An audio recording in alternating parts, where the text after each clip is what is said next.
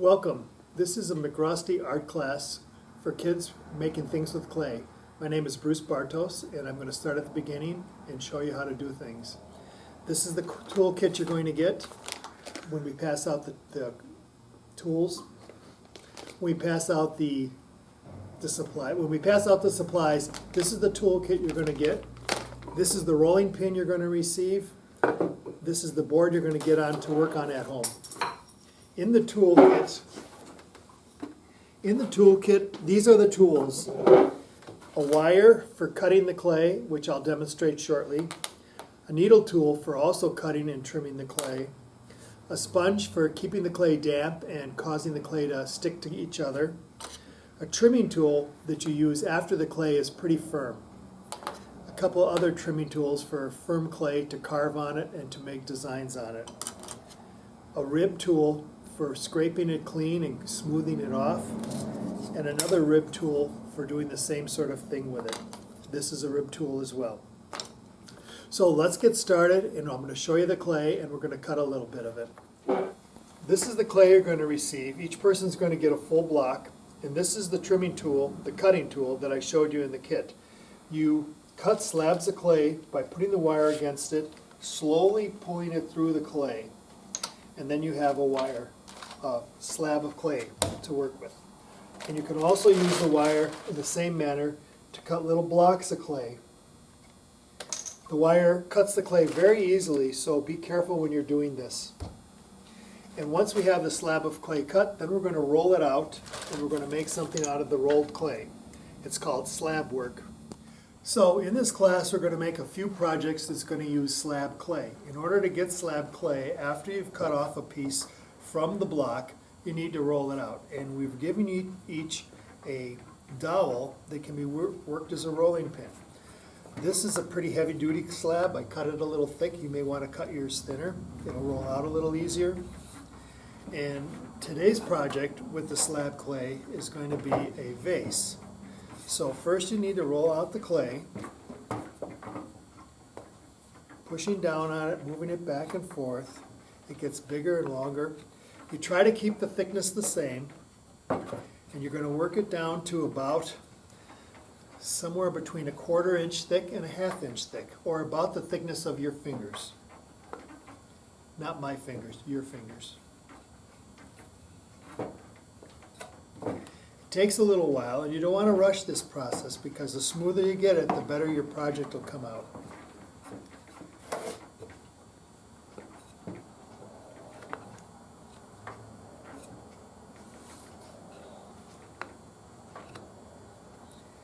And if you have an old rolling pin at home, you can use that as well.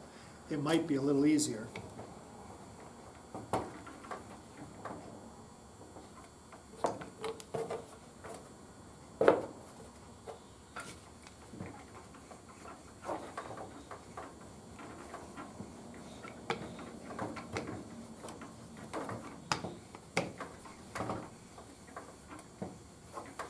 So the clay is getting down there. You can see how thick it is. It's about a little more than a 1/4 inch, so that's close to being right.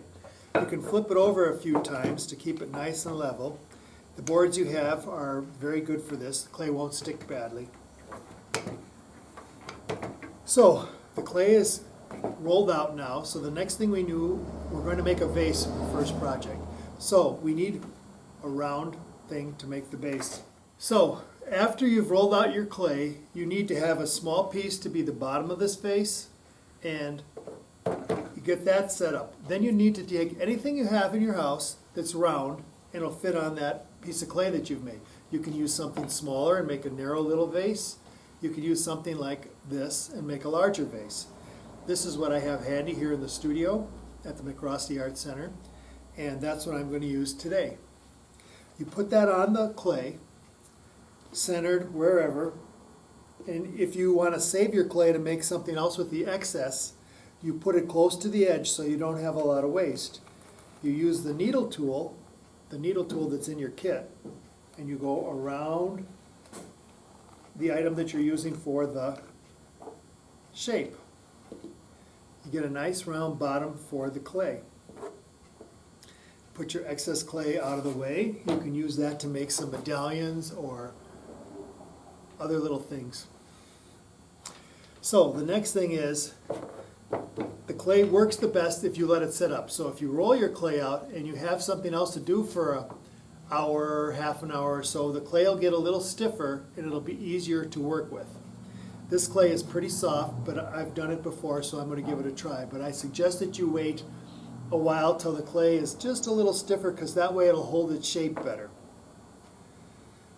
So I've got the clay for the sides of the vase, I've got the vase bottom. So to measure the clay for the side of the base, you take whatever you're using for the base and you roll it up on the clay to see if you have a long enough amount. And it seems that I don't. But I have a long enough mount for the small mart, and it depends on where you mount it on the base. The base needs to be scored before you put it on it. Scoring is taking your needle tool and making little hash marks all around the edge where you're going to set the sides. These will facilitate the clay sticking when you put the sides down. And this is the same time you do this, you take your sponge with a little bit of moisture on it, and you wet this down so it has a little bit of a shine to it and the clay is a little wet. Like that. Now I'm going to get a little water over here.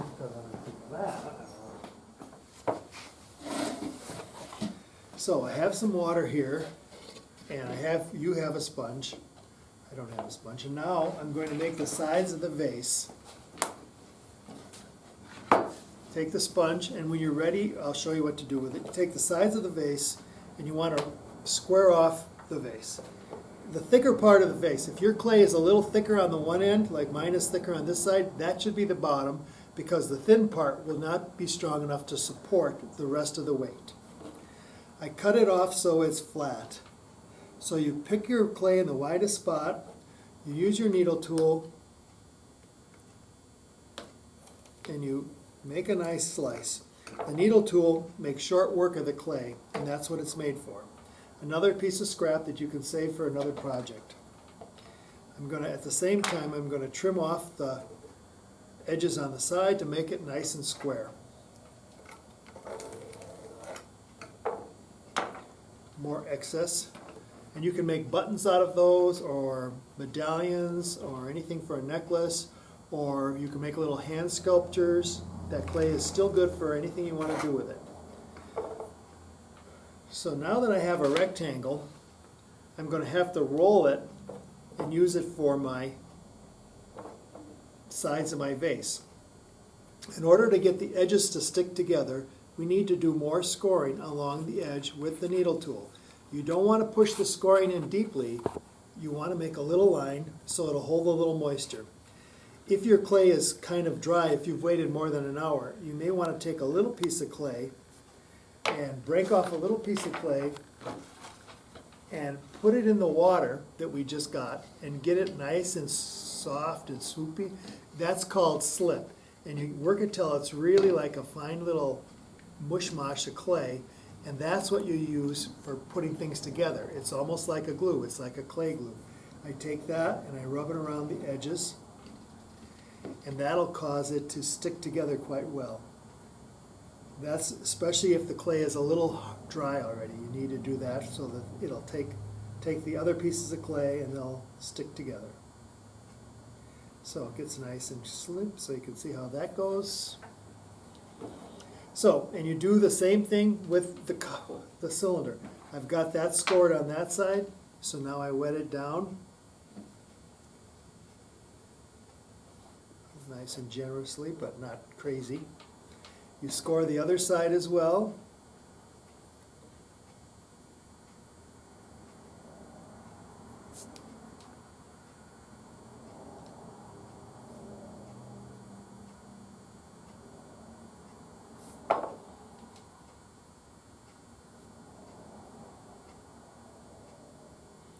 So now the idea is to stick the sides together and onto the base. So you may need a little help from an extra hand or two, but it should work pretty well. And you kind of, as I put the pieces together, I slide them back and forth a little bit, and if you do that, they start to adhere to each other. And you can put your hand on the inside and kind of press them together. You're working them together. And I mean, it's really soft clay, but now you can stand it up on your base. You get it to where on the base, so the base is a little bigger, but that doesn't matter. It'll sit down on that base. Now you can start working them together.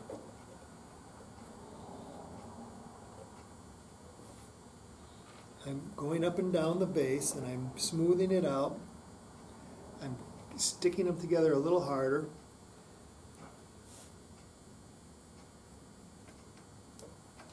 You can use a little more water and smooth that out so the seam is very nice. Same around the bottom, use your fingers, smooth it nicely. The bottom is extra big, but the bottom can be trimmed anytime with your needle tool. So if you want it to be straight up and down, you do that at the time and it will be perfectly fine. Now as far as the top goes, you can do some decoration on the top. You can take your needle tool and cut some little holes in it to make it a little bit of a decoration. I would suggest doing this after the clay is a little firmer. But if you were to use this vase for planting a vine or something, you got little holes, and then the vine could grow out of the holes. Now a little more water on the outside and a little slip clay.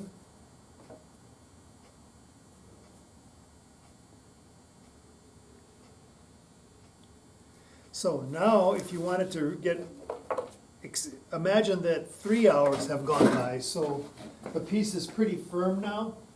You can take one of the tools in your kit and you could do some carving on it. Now, depending on what you like, you could just make some dents so when we glaze it, the glaze will be different, or you could actually carve some holes in it.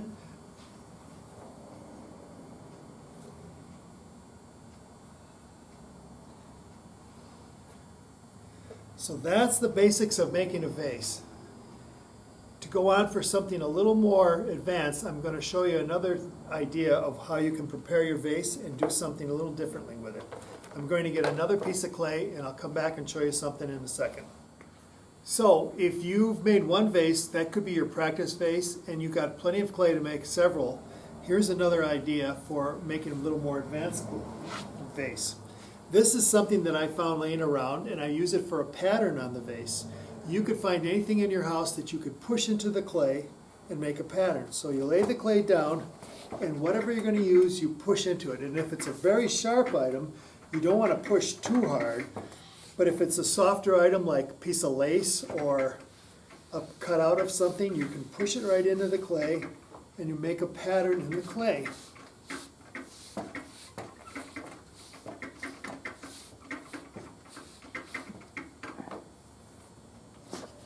So with a pattern like this, when we make something like this, the glaze is going to take a bunch of different ripples and runs and look really cool in a pattern like that.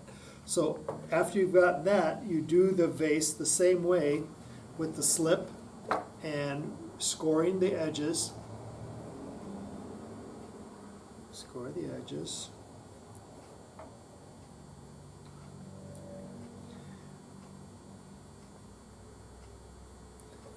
And this piece here is a little on the thin side, so I'm going to overlap it. And that's another way of you doing the vase. It does not have to join end to end, it can overlap. You use the same way of sealing it together with a little of the slip, the water, wetting it down. The slip can be made with a little water and a lot of clay, and you can keep it for a few days if you put it in a container that has a top on it and keep it dry, keep it wet. So I'm putting that on there, and this time I'm going to score the inside edges of this one. So I'm going to overlap it.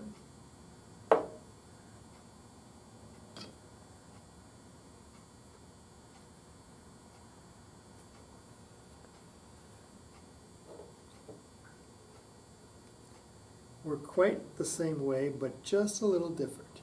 Kind of move your fingers up and down in there to push it together. and you decide which is the heaviest part, and that'll be the bottom again. So the heaviest part is down.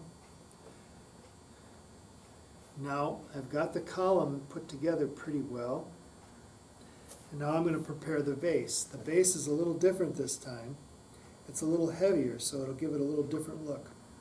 And I'm going to set it on and get an idea where I have to score it. Then set it off gently. The clay is very soft, so you need to be gentle with it.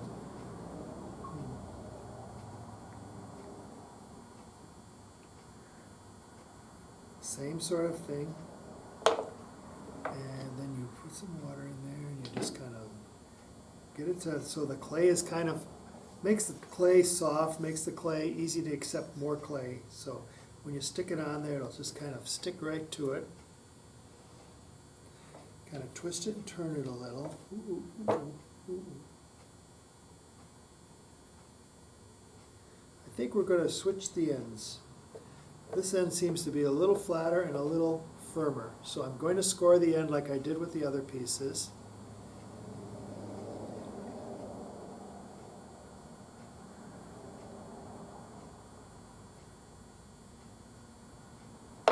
This is still nice and wet. Get a little up on top here.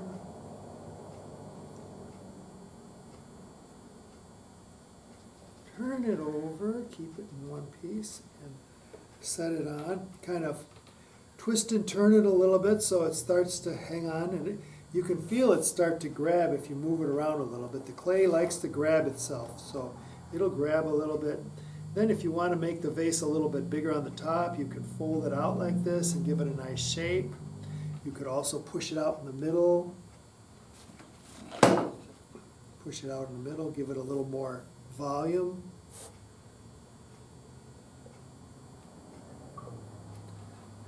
Make it a nice little flat top on it.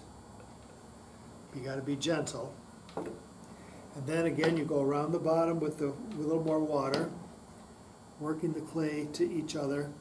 And once these are done, they have to sit and dry for a full day before you mess with them, because, and once they are done, even when they're dry, they're going to be very fragile.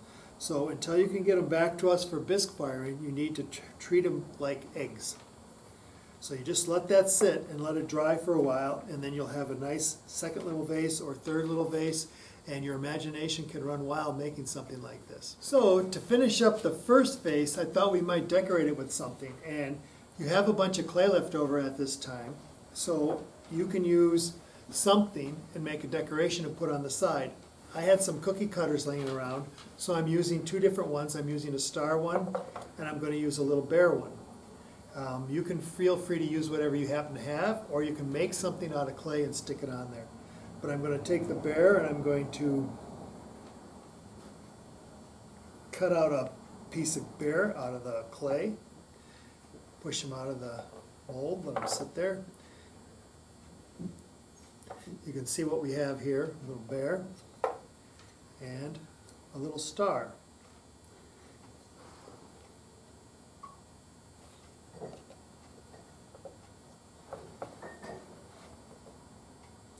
So, I think we'll put the star right below the little hole I made in the side. So it has to go on in the same manner that we did the joining. So we need to score the clay a little bit.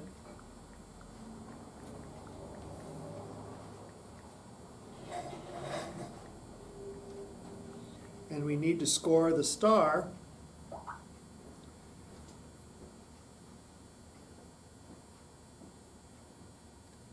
in a manner that'll make them go together. You wet down the star with a little of the watery clay. And I don't have much clay in the water because my clay is pretty wet, but if your clay is pretty dry, you need to mush more clay in with the water so you get like a slurry of clay and water together.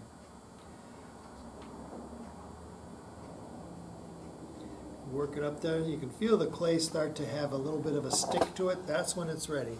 So I'm going to stick the star right below the little hole, and I'm just going to have my fingers on the inside and push against my fingers because you can't just push on the piece alone. It's too soft for that.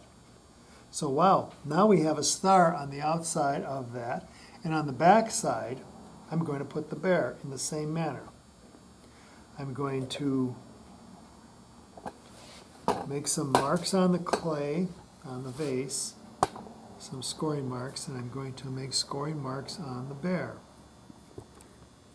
I'm going to wet them both down, and it's not just wetting them, but it's working the water into the clay so you feel it start to become sticky. And you know, it'll have a little stick to it as it starts to get more and more clay loose with the water. Same down here. So then you coil the, you take the bear up with a little curve to it. I'm going to let them stand right on the bottom, and I put them on there. Okay, now my hand is too big to fit down in there, so here's where you can use your rolling pin again. You put that down and you push against the rolling pin so you're not tearing up the vase. So now the bear is stuck on pretty good. I'm going to look at the bear and I'm going to give him a little eye with a little push in, so it gives him a little eye. So when you glaze him, you can cover the eye.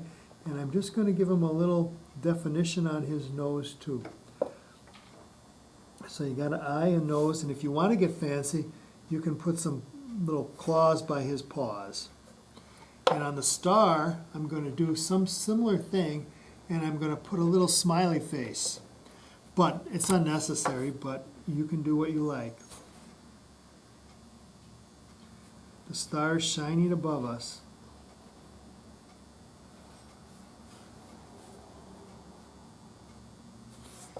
So that's what we got done for today. Now you can take all your old clay, and if you have any other cutouts, or if you want to make any kind of designs, you can make round little pieces of clay.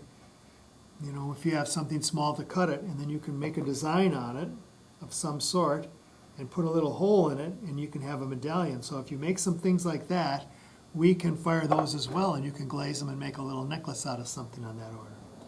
But for today, that's going to be it, and we'll see you next time. So, before we're done today, I'm going to show you what some of our next project will be. We're going to make little figurines out of clay. Your imagination can really play a lot in this way, but we'll give you the basics to get it started. This one's been bisque fired already and would be ready to be painted. As you can see, there's a lot of opportunities for different kind of glazing on it. And these show you that you can do whatever you feel. This is sort of like a lion or some sort of animal, and this one is our telltale elephant. So until next time, have a good day.